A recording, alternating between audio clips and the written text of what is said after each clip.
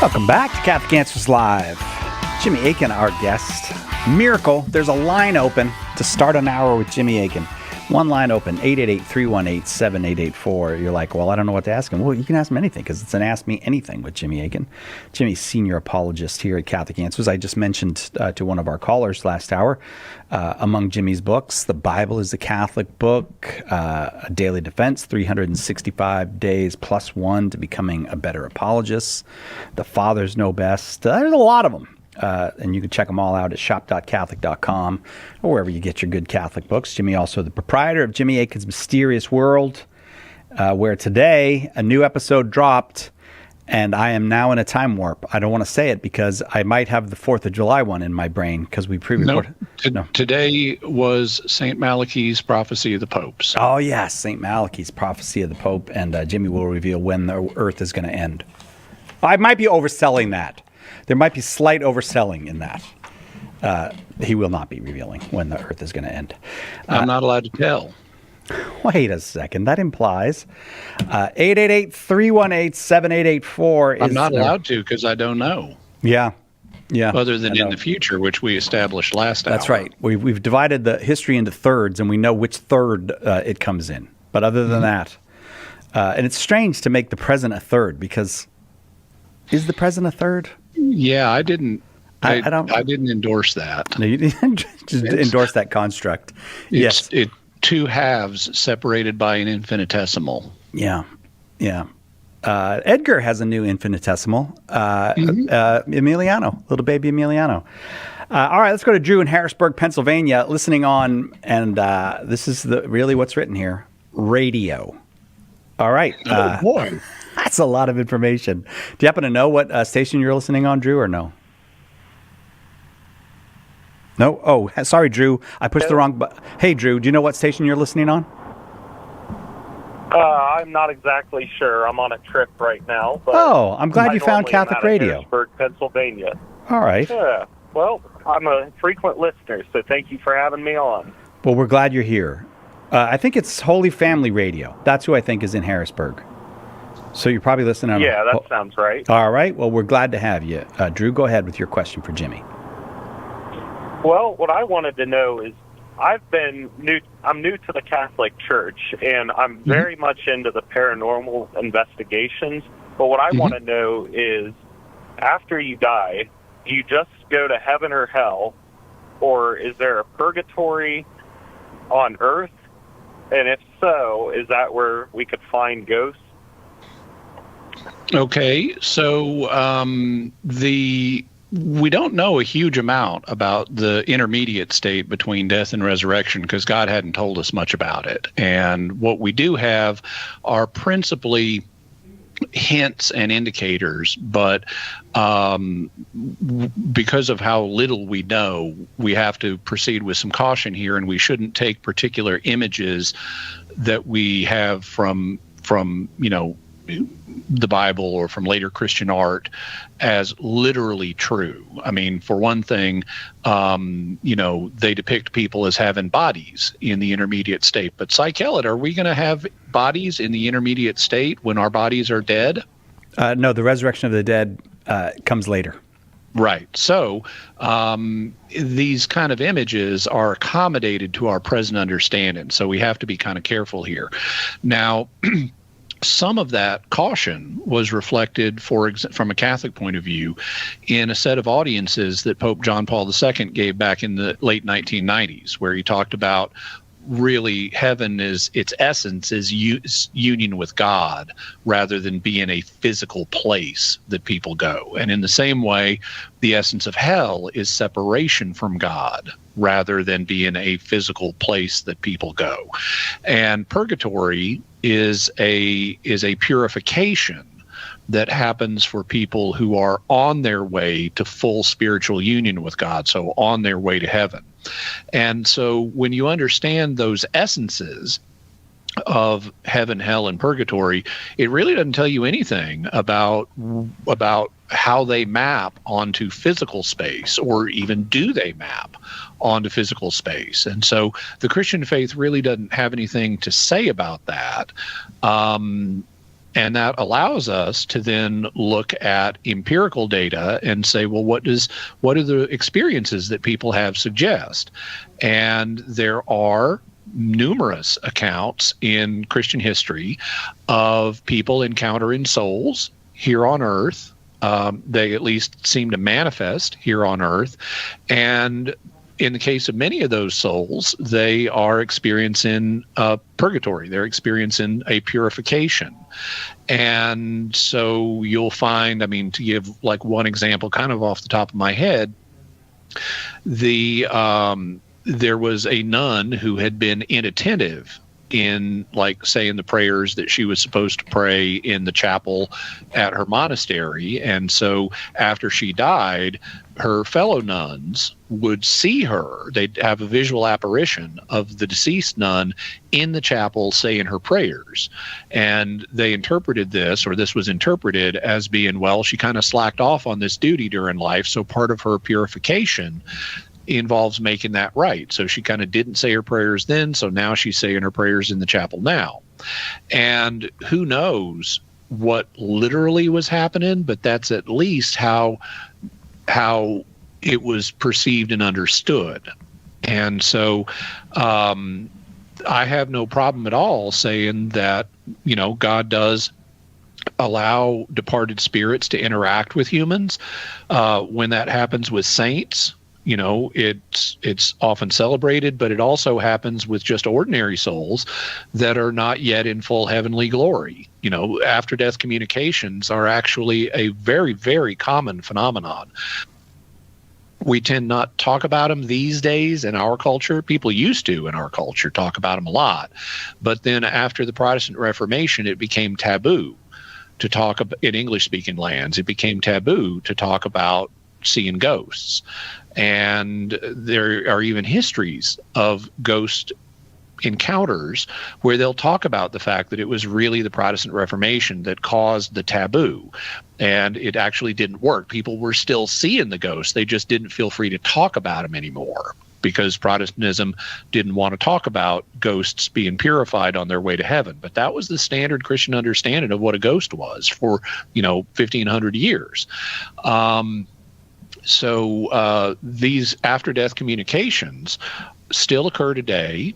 About 40% of the global population reports having at least one after-death communication with a departed friend or loved one at some point during their lives. So these are very, very common experiences that people have.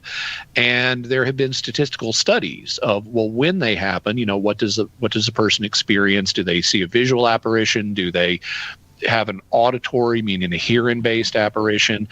Is it an olfactory apparition? Do they smell something that was connected with the departed loved one? Like, you smell your grandmother's perfume, or you smell your grandfather's pipe tobacco, or whatever it may be.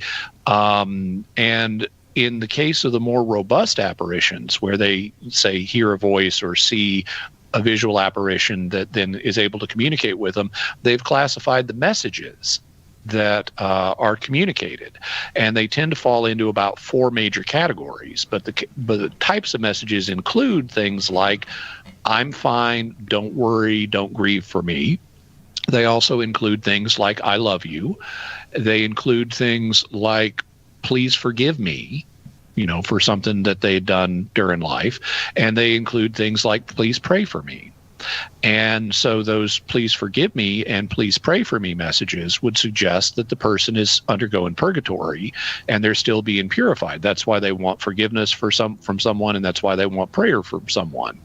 So we do have empirical evidence that is consistent with the idea of some souls are experiencing purgatory and they're able to manifest here on earth as part of that.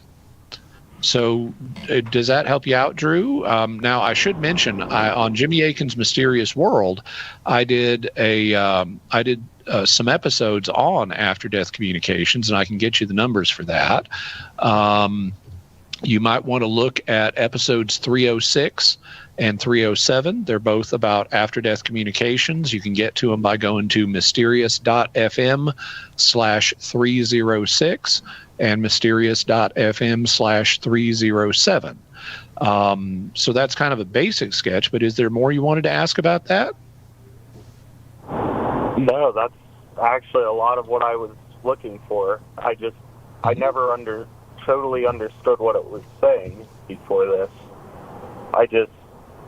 I've always wondered, though, if they went straight to heaven and it was something to be maybe scared of because they weren't good souls.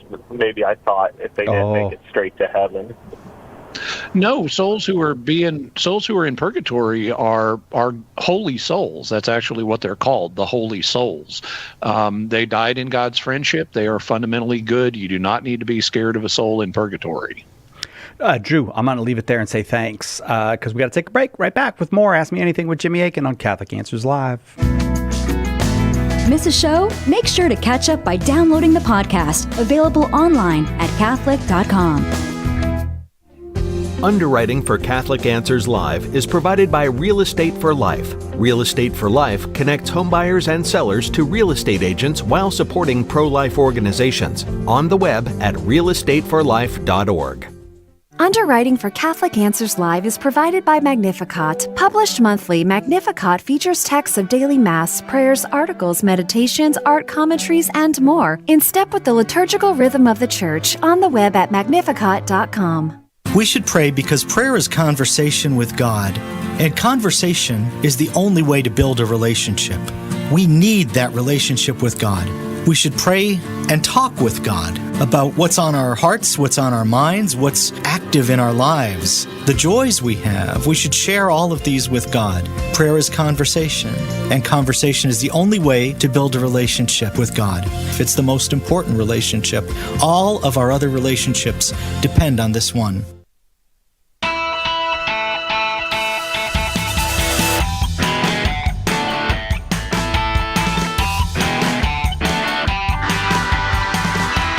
Jimmy Akin is our guest this hour. It's Ask Me Anything, and lots of folks on the lines. So back to the phones we go. Andrea's in San Antonio, Texas.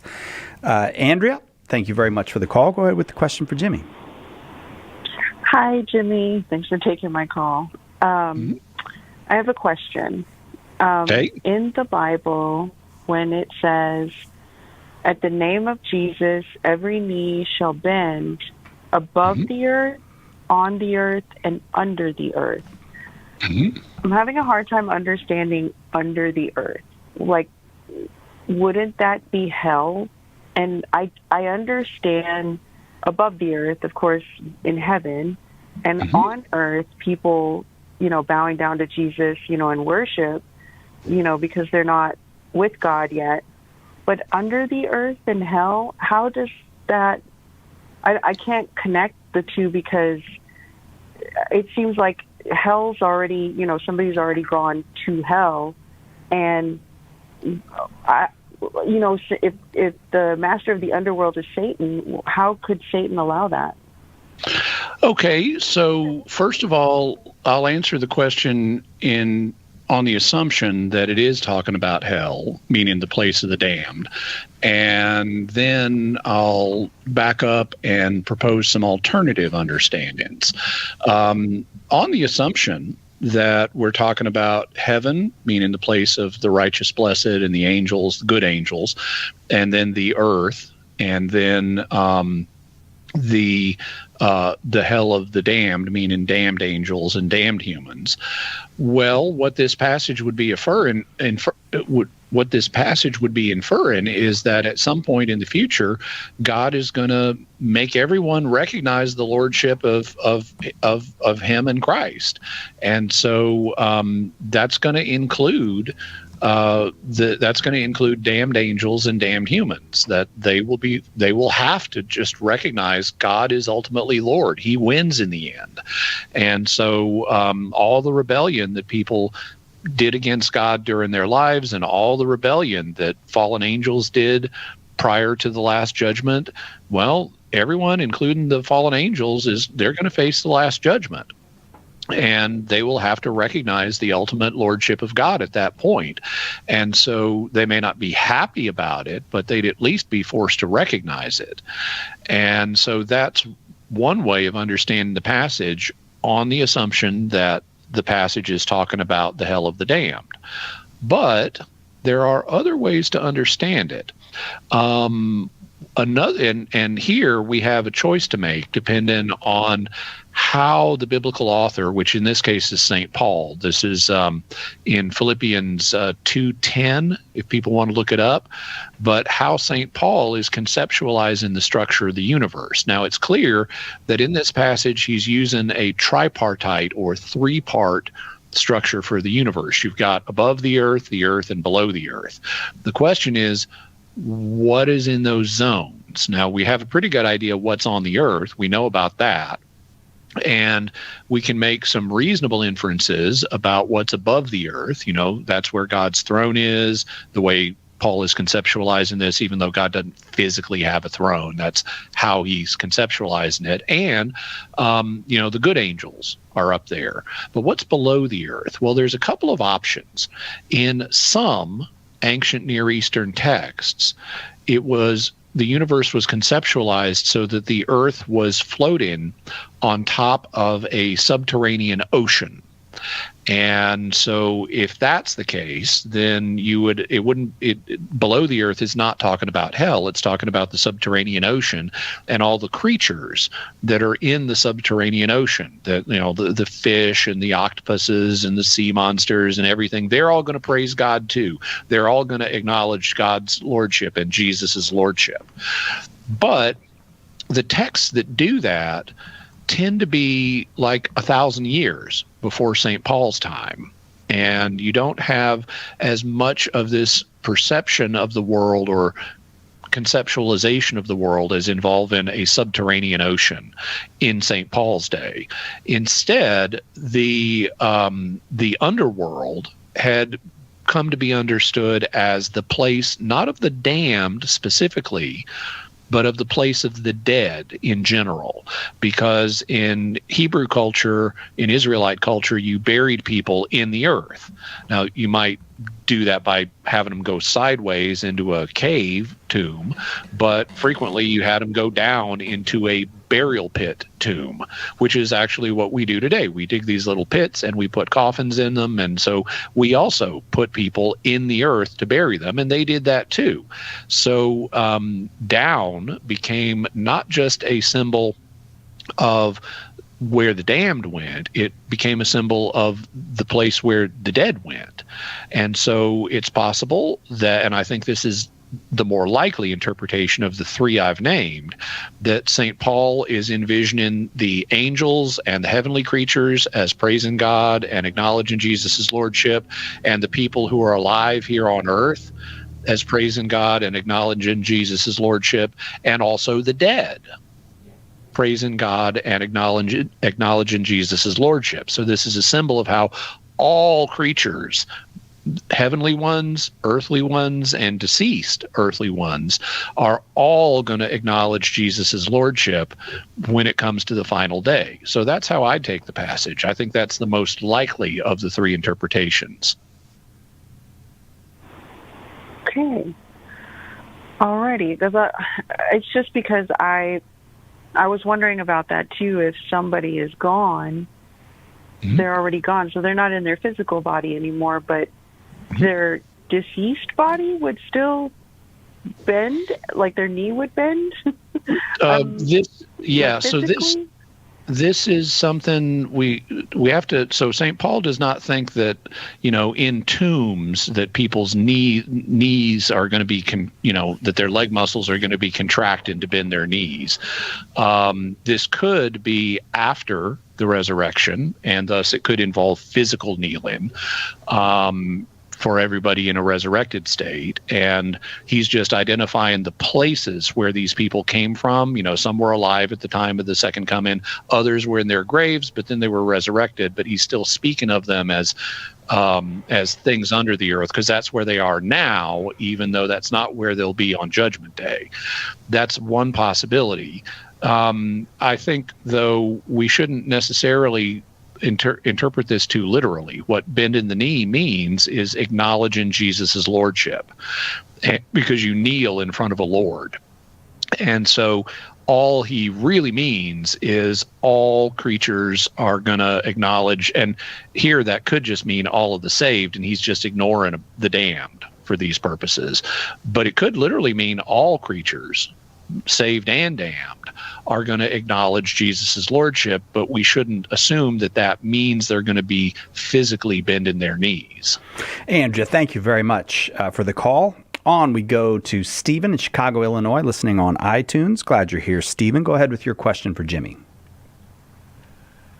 Hi, thank you for taking my call. Sure. So I was listening to this Theology of the Body course recently, and I heard this quote that I enjoyed very much, but I am not so confident on it. So if I can get some clarifications on it, that would be awesome. So the quote is from St. John Paul II, and it is, "A greater good is maintained when someone uses his freedom wrongly than when he is forced to do what is good." Okay. And it was offered in the context of if your children would like to be more independent, you could preach the truth of what they should be doing, but you shouldn't impose on them. So I like this idea very much. But for example, if we think of the policemen, right? So they are all the time stopping other people from using their freedom wrongly, and the greater good is achieved. So my question is, why is this quote true? Or what the John Paul II meant by it, and what are the limits? So when not a greater good is achieved. Okay, so I haven't heard this Theology of the Body course you're talking about, and I am not familiar with this quote, so I don't know what context it appeared in, and I don't know what I don't know for sure what John Paul II would have been saying, or whether he would have been right. You know, he wrote, the Theology of the Body is actually not something that was part of his pontifical magisterium. It's based on stuff that he wrote before he was Pope, and thus it doesn't carry magisterial authority. At least in its historical roots form, it doesn't. But I can see that there is an element of truth here.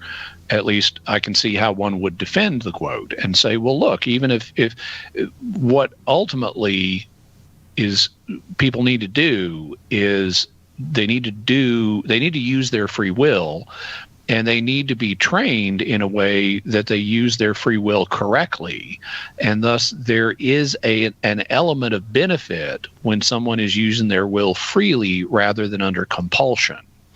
And even if they're using it wrong, at least they're using their freedom. And there's an element of truth there that's better than just forcing them to do something. I'm having to rely on your quotation of it because I don't have the quote in front of me and I haven't been able to look up its context. But based on the way you've articulated it, I would say I can see an element of truth here. But obviously, if that's what's meant, it's not unlimited, because John Paul II knows and himself endorsed the idea of civil law is also needed, and we need law enforcement agencies to promote the common good of society. So even though there may be a good that is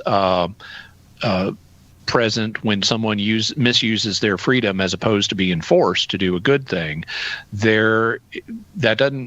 that's not an unlimited good that can't be trumped by other considerations. And so you don't let's take an example, murder. Well, okay, murder involves the misuse of free will, but that doesn't mean you don't stop a murderer. It doesn't mean we don't need police to stop murderers. It doesn't mean that ordinary citizens shouldn't step forward to stop murderers. We need to stop murderers. And so whatever truth John Paul II was articulating here is one that has circumscribed limits. Now, I could go further and speculate on this and what he may have meant, but I'm afraid I hesitate to do that since I can't look up the quote and see it in its original context. So I think that's about the most I can do with it without being able to look up the original context. I think there's an element of truth here, but it also has clear limits. Exactly what those limits are would depend on what type of good John Paul II is talking about here. But I need to see the passage in its original context to really speak further to that. Stephen, thank you very much for the call. All the lines continue full, so we know we've got lots more questions for Jimmy to come, which is good because we've got a half hour more of this program. It's Catholic Answers Live. Ask Me Anything with Jimmy Akin. More to come right after this.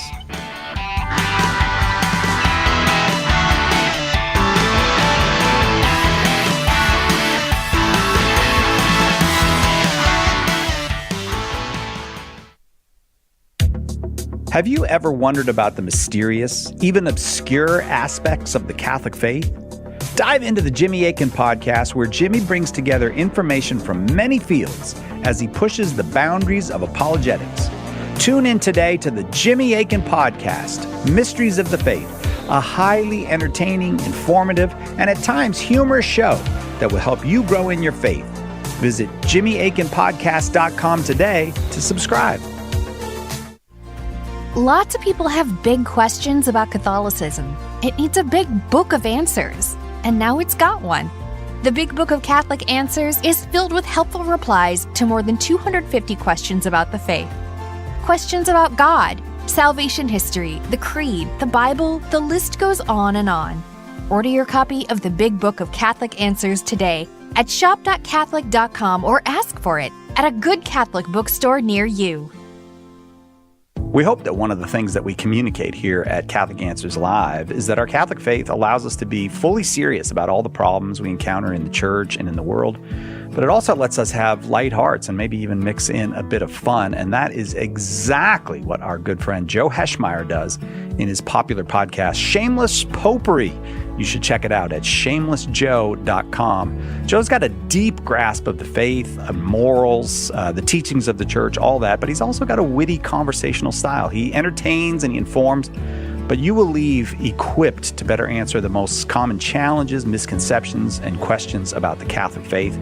He's got insightful guests, he does on-air debates, and he takes a close look into all the things that you want to know about as a Catholic living today. You'll walk away knowledgeable and filled with joy. Look for Joe on his YouTube channel. Check him out at shamelessjoe.com or wherever you get your podcasts. And if you like what you hear, become a patron.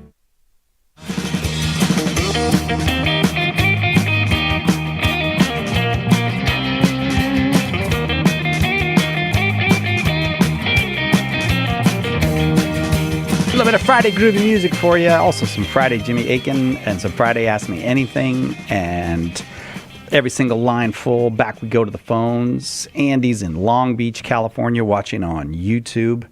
Glad you're here, Andy. You got a question for Jimmy?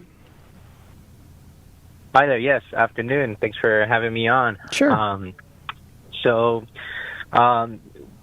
Lately, I find it pretty common when I hear Catholic conversion stories, people bring up the fact that, when they read the Bible with early church fathers, that it sort of makes sense of the Bible. And so my question is, basically, who are all these early church fathers that all these Catholic converts seem to be reading with the Bible that sort of clears up the Bible and, turns them Catholic? And, I want to read these guys, and I just don't know who or where to find their writings or what writings. And so, yeah. Okay, so the early church fathers were a group of early Christian authors who were orthodox in their faith, and they weren't like heretics.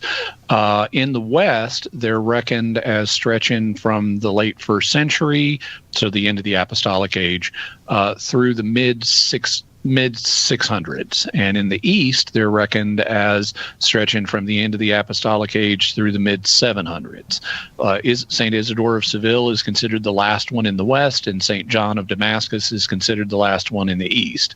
After that, you have medieval figures who aren't classified as church fathers. In terms of their writings, well, there's a bunch of them. They wrote a lot over the course of the first, 600 or 700 years. And a lot of these writings are published in big, huge sets that actually are available. The classic set is, or group of sets, is by an editor named Minya, who has a Latin set and a Greek set and a Syriac set of writings of the fathers in this period. But like I said, it's in Latin, Greek, and Syriac. So unless you speak those languages, you're probably going to want to be working in translation. If you do speak those languages, they're available for free on Google Books because they're public domain. But most of the people you've been hearing about, I assume, are reading them in translation. And there are a variety of different translations. I know when I was in the process of becoming Catholic, or actually before that process started, I read an edition of some of the earliest church fathers called Early Christian Writings. It was edited by a man named Maxwell Staniforth. It was published by Penguin Press. And when I read it, it's like, these guys are not sounding Protestant. They're sounding pretty Catholic. And that kind of was one of the stepping stones on my journey towards the Catholic Church. But after I became Catholic, I ended up editing a column and eventually producing a book called The Fathers Know Best that goes into who the fathers were. It's got individual biographies of them.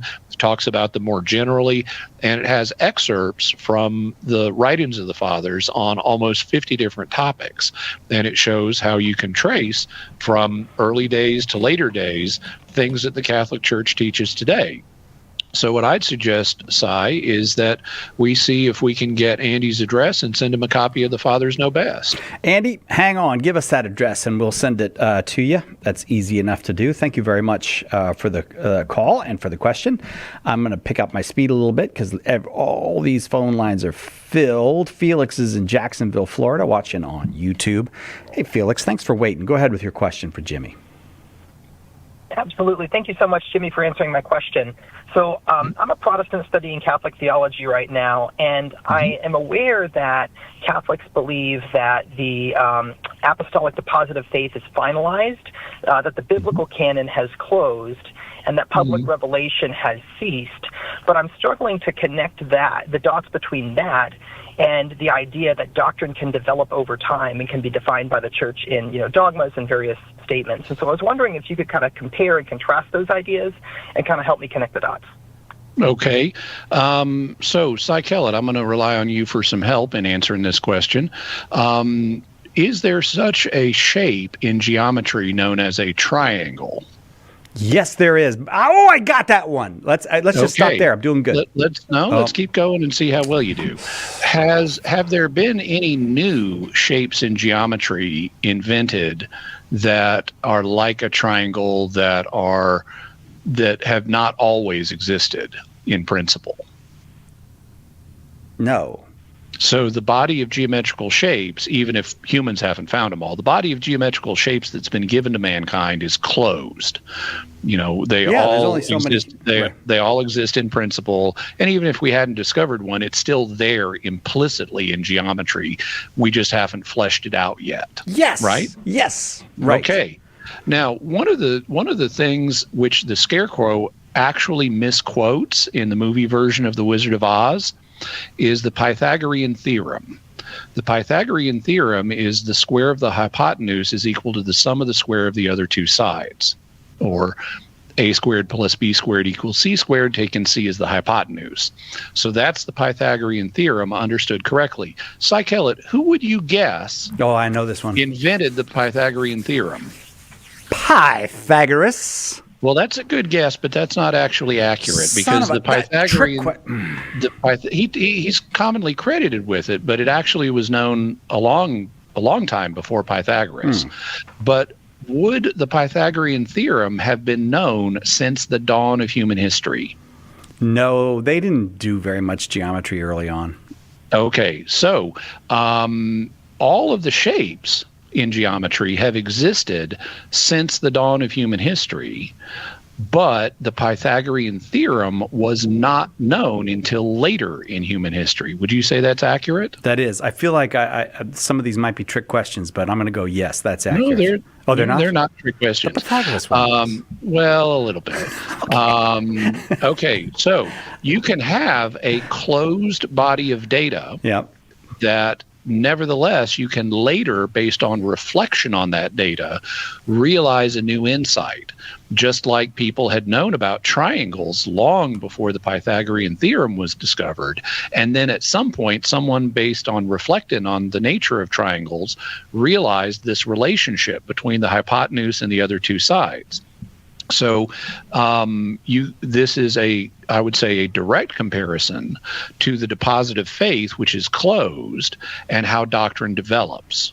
You know, it's like we already knew the basic facts about triangles, like they have 3 sides and 3 angles. That's why they're called triangles.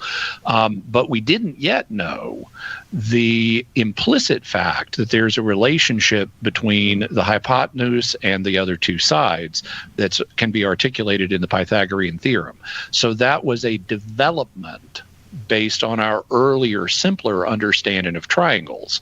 So the basic geometrical facts about triangles were already known. And that was, you know, there hadn't been any new facts about triangles invented, but based on reflecting on what the basic nature of triangles is, we can later arrive at new insights. And the same thing is true when it comes to doctrinal development. So, for example, the deposit of faith that comes to us from Christ and the apostles indicates that Jesus is fully God. He's not lacking anything, you know, that you need to be God, and he's fully man. He's not lacking anything that you need to be a man. Well, okay, those are items that are taught in the deposit of faith. But it took a few centuries for people to realize, oh, well, if Jesus is fully God, that must mean he has a divine will. And if he's fully man, that must mean he has a human will. So he must have 2 wills, a divine will and a human will. And that position is known as diotheletism. Duo meaning 2 in Greek and thelema meaning will. So diotheletism means Christ has 2 wills. But even though the implicit basis for that is there in the deposit of faith from the first century, it took time for people to put the pieces together and figure out, oh, well, then diotheletism must be true.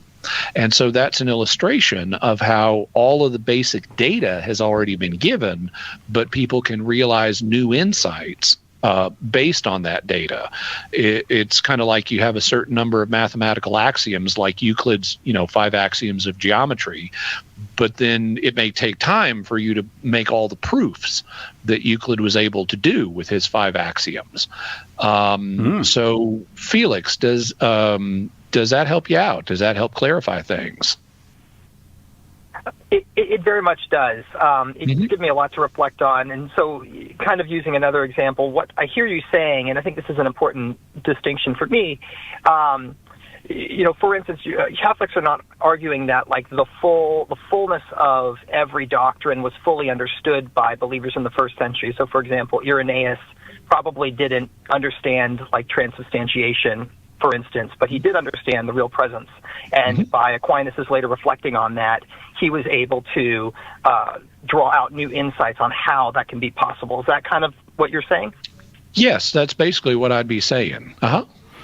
Felix, thanks. I got to take a break. Thanks very much for that. I'm going to find out who. Go ahead. First, though, Felix, I want to recommend a book for you. Okay. It's an essay on the development of Christian doctrine by Cardinal John Henry Newman. That's the classic work on this. He gives lots of historical examples. Also, I have a book called Teaching with Authority, where I cover this and other aspects of Catholic teaching. And since you're here in the United States, if you'll hang on the line, we'll see if we can get your address and send you a copy, at least, of Teaching with Authority. Hang on. We would love to do that. We do have to take this break. Right back with more Euclidean geometry. Who's the founder of Euclidean? Is it Euclid? Okay. Oh, you say that like it's obvious, but that's what I thought about Pythagoras.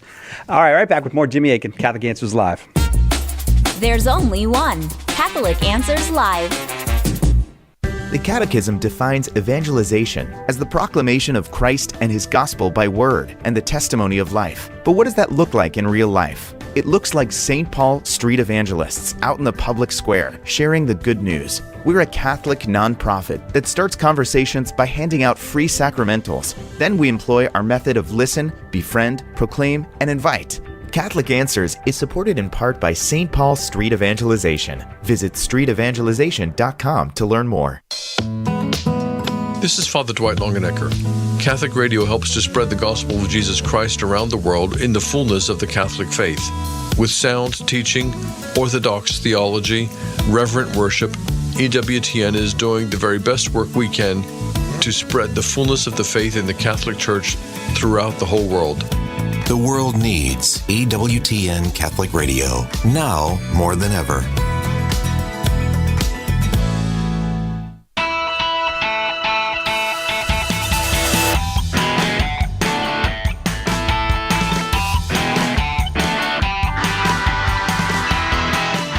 Welcome back to Catholic Answers Live. Jimmy Akin, our guest. It's Ask Me Anything, and lots of folks have decided to take Jimmy up on that offer to ask him anything. So we will go right back to the phones. Let's see, I think I got a little confused. Am I going to Trevor in Omaha, Nebraska? I apologize, Trevor. Got myself a little crossed up there. Go ahead with your question for Jimmy. Trevor? I pushed the right button. I pushed the Trevor button. Trevor's on mute. Hi, Trevor. You got a question? Hey. Yeah. Okay. So. Right into the phone, Trevor. You don't have a great connection, so right into the phone. Yes. So. Oh, Trevor, I don't know if you're driving. Hang on. I'm going to come back to you. I'm going to come back to you, Trevor. It's just the connection's terrible at the moment. We can't hear you. Let's go to New York City. New York City. Frank in New York City. Go ahead with your question. Hey, thank you, fellas. God bless you. I just want to endorse, I have Jimmy's book, The Fathers Know Best, and it's a wonderful book. I would recommend that to anybody. Thank you. Like you mentioned before on that topic. That's very nice, Frank. Yes, God bless. My question is, as I understand it, the question of the second coming and the rapture, what the Protestants call the rapture of the church, the rapture could happen at any moment, and there's a 7-year tribulation period at which, at the end of that, the second coming of Christ happens. I think the Catholic Church's teaching is that the second coming and the resurrection of the dead, which is essentially the rapture, happen virtually at the same time, at the end of the tribulation. And what I would like to do, I have a couple of verses of scripture that I want to bounce off you, Jimmy, but could you give me some solid evidence for the Catholic position on that, on what we believe? Okay, so to deal with this part of your question, I would note that belief in the rapture is not a universal among Protestants, far from it. In fact, historically, no Protestants believed in the scenario that you just described. It only began to be popular in some Protestant circles, particularly in the English-speaking world, in the 1820s. So basically, it's less than 200 years old, or just over 200 years old. And even then, it tends to be in English-speaking areas, and particularly in the United States. But historically, this was not the view of any Protestants. It's a very recent phenomenon. But you're correct in your assessment that the Catholic Church understands the event that's referred to in 1 Thessalonians 4:17, where the dead who are newly resurrected and the believers who are alive at the time are caught up to be with Jesus, that occurs at the second coming, not several years before a 1,000-year period before the end of the world, but right at the end of the world. I recently did an episode of Jimmy Akin's Mysterious World where I did a deep dive into the rapture. And since we're getting kind of close to the end of the show today, and you said you had a couple of verses you wanted to ask me about, what I would do is suggest that you go listen to the episode of Jimmy Akin's Mysterious World on the rapture. It's a really deep dive. I go into a bunch of stuff. It's episode 357. So you can get to it by going to mysterious.fm, like FM radio, /357. You could also go to my YouTube channel, which is youtube.com/Jimmy Akin. And in the search bar for my channel, as opposed to the search bar for YouTube itself, you can search on the word rapture and it'll come up. Okay, Frank? Now, you said, Frank, you had a couple of verses you wanted to ask me about? Yeah, they're very obvious. 1 Corinthians 15:52 says, "At the last trumpet, the dead will rise." At the last trumpet, and if you compare that with Matthew 24, verses 29 and down, it says, "After the tribulation of those days, the Son of Man will appear in the sky," which has got to be the second coming, right? And with the sound of a great trumpet. But it can't be the last trumpet, as mentioned in 1 Corinthians 15:52. I mean, could I use those verses because they contradict each other as far as Protestant theology is concerned? Well, I mean, you can use any verses you want, but I don't know that I would use them in that way. I think there are other more profitable ways of showing that the event that's described in 1 Thessalonians 4:17 occurs at the end of the world and not several years before a 1,000-year reign of Christ, before the end of the world. Those passages are actually in the Thessalonian letters themselves, particularly in 2 Thessalonians, where Paul clarifies what he was talking about in 1 Thessalonians. The reason I wouldn't use these is that I think that there is some merit to the 1 Thessalonians 15 verse, in that Paul does say last, and that suggests that it's at the end of the world. I can imagine, though, how a rapture believer would get around that. They would say, well, he's just talking about the last trumpet before the rapture. That's not to say there may not be other trumpets. And then when it comes to Matthew 24, I think that the bulk of Matthew 24 is talking about the destruction of Jerusalem in the 1st century, because that's the question that kicks off the discussion, is when is the temple going to get destroyed? And that happened in AD 70. I think that by Matthew 25, that version of the Olivet Discourse, it's called that because it took place on the Mount of Olives, transitions to using parables about the second coming. That's Matthew 25, though. In Matthew 24, at least the majority of the information is about a coming of Christ in judgment on Jerusalem in AD 70. And so I would tend not to rely, and it's not entirely clear in Matthew where the break is between the material that deals with AD 70 and the material that deals with the second coming. But there was a coming of Christ in judgment on Jerusalem, a spiritual coming in AD 70. And so I would tend not to appeal to Matthew 24 to get exact chronologies about what's going to play out at the end of the world, because it's not clear where the dividing line is. Right.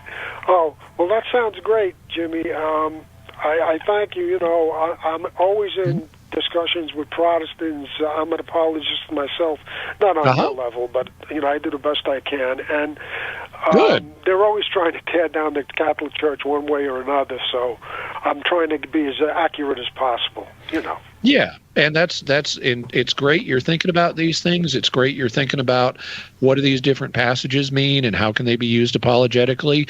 And it's great that you're trying to be as accurate as possible. So my compliments to you, Frank.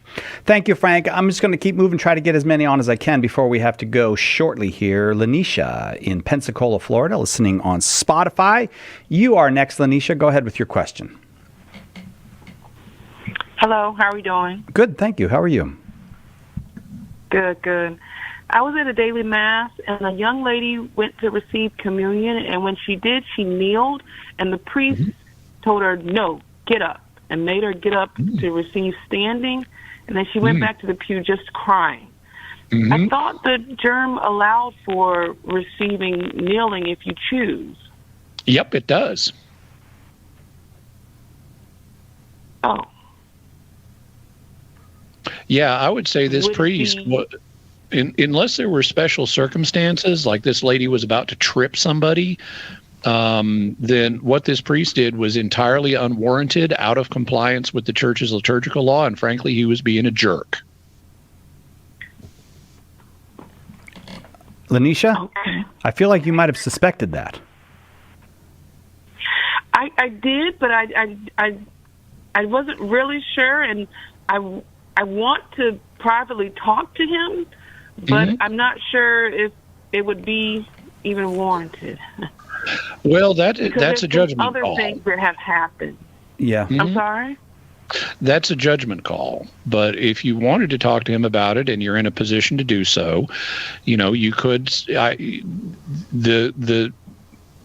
you can get the quotation from the germ about this in the version of the germ that's, for people who may not be familiar, the germ, GIRM. It's not GERM, it's GIRM. That stands for General Instruction of the Roman Missal. And it's the introductory document that contains the basic rules that are used at Mass. And there's a special edition of it for the United States, and that special edition addresses this subject and indicates that the faithful can receive kneeling, apart from bizarre circumstances like you just tripped somebody. But it indicates that they can, and you could get that quotation from the current edition of the Germ, which came out in the year 2010, and show it to the priest and say, you sent that woman back to her seat crying. You could easily alienate her from the church with your actions, and you need to follow what's here in the Germ, and not impose your own ideas about what's preferable at Mass. The church has allowed her to receive kneeling if she chooses, and you need to allow it too. Okay, Lanisha. And then you can suppress your own thoughts about, you don't have to say the part about you donkey hole. So, Lanisha, I don't think you would say that anyways. Being a hole in which one puts donkeys. You seem so nice, Lanisha. Thanks very much. Thanks for the call. I'll tell you what, I'd like to send you, because you seem very thoughtful about these things. Maybe I think you will like Jimmy's book, A Daily Defense, 365 Days +1 to Becoming a Better Apologist. If you just want to hang on and give us an address, I will send you that book.